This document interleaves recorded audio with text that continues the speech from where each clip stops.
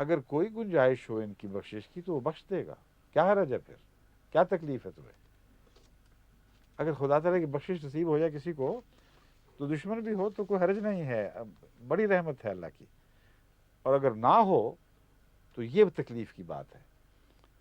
لیکن یہ یاد رکھو کہ اگر یہ بخشش کے لائق نہ ٹھہرے خدا کے نزدیک تو تم ہزار دعائیں کر لو کبھی قبول نہیں ہوں گی۔ تم کیا چیز ہو؟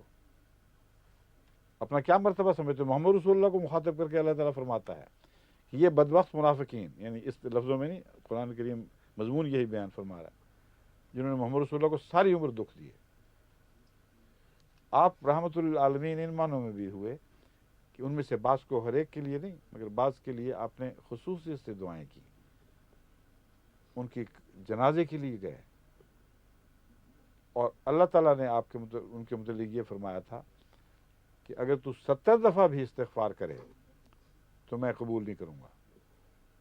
اس پر رسول اکرم صلی اللہ علیہ وآلہ وسلم نے جواب دیا، یا حضرت عمر نے توجہ دلائی کہ میں 70 سے زیادہ دفعہ کر لوں گا، مگر اس کے بعد پھر خدا تعالیٰ نے واضح حکم، چند آیات بعد وہی آپ کو مل جائے گا، واضح حکم نازل فرما دیا کہ آئندہ سے ان کی قبروں پر نہیں کھڑے ہونا اور بالکل جنازہ نہیں پڑھنا۔ پھر حضرت محمد مصطفیٰ صلی اللہ علیہ وسلم نے کلیتاً اعتراض کیا، پھر کبھی کسی شخص کے متعلق جس کی منافقت کا علم ہو آپ نے پھر نماز جنازہ نہیں پڑھائی۔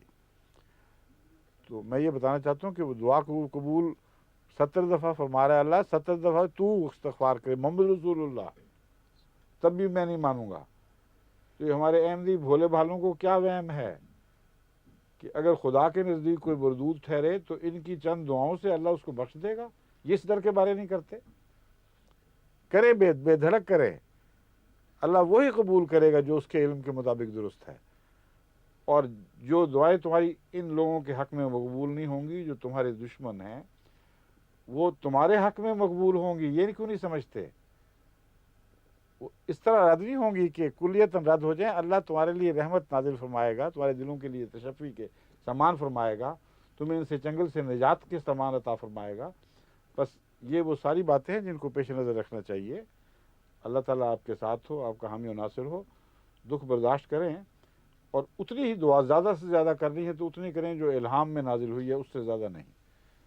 اور ان حالات میں جہاں یہ اللہ تعالیٰ کی طرف سے مسیح علیہ السلام کو مخاطب کر کے فرمایا گیا تھا کہ کتے مسلط کیے جائیں گے، اس کے آخر پر یہ دعا ہے، اللہم مزقہم کل ممزق وساحقہم تسحیقا، اے خدا ان کا جتھا جو ہے وہ ہمارے خلاف بہت ظلم کر بیٹھا ہے، اب ان کو پارا پارا ٹکڑے ٹکڑے کر کے بکھیر دیجیے، جیسے پہلے بکھیرے جاتے رہے ہیں۔ ساحقہم تسحیقا، یہ جو بٹا دے ان کو، اب ان کی دشمنیاں نابود کر دے تاکہ شریف لوگ ہدایت پا سکے، ان کے شر سے بچ سکے، یہ مضمون ہے۔ یہ کریں آپ بے شک، اس پر مجھے کوئی اعتراض نہیں ہے، کیونکہ الہامی دعا ہے، اللہ تعالیٰ بہتر جانتا ہے، جس نے سکھائی ہے وہی جانتا ہے کس حد تک کن معنوں میں اس کو قبول فرمائے گا۔